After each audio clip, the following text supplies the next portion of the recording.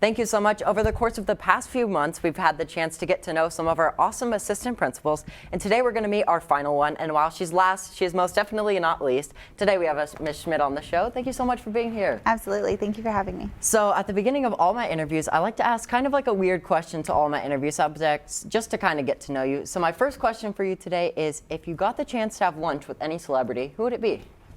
So having lunch with a celebrity, I think I would pick Taylor Swift. I really love the type of woman leader that she is. I like that she really stands for empowering women, especially young women. I like that she speaks up and speaks out for things that she believes in, like making sure that musicians are fairly paid for their work and their art.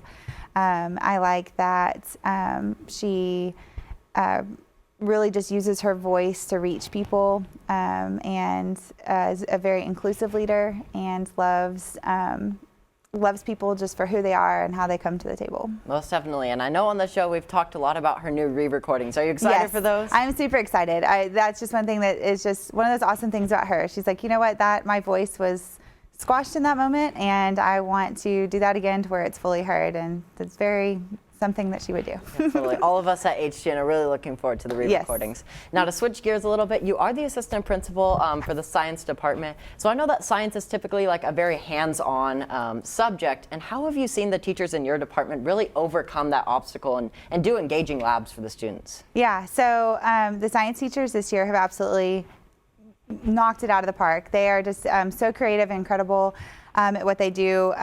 Many of our science subjects, it is extremely hands-on, and that's how you learn what they're doing. It's labs, it's getting your hands in it, and having that completely pulled away in the fall. They had to restructure the way they've been doing things for years. They have scoured the internet and resources for virtual labs to be able to find labs that you can kind of get that experience without actually touching anything but your Chromebook. They have done some demonstrations where they're demonstrating it for you and kind of walking you through that process, and being able to have our virtual students like up and close so you can kind of see what's happening to kind of get that. And then I know several of our teachers have even made kits for our virtual learners and made the labs a little bit more individual, so they were just doing them on their own versus in a group.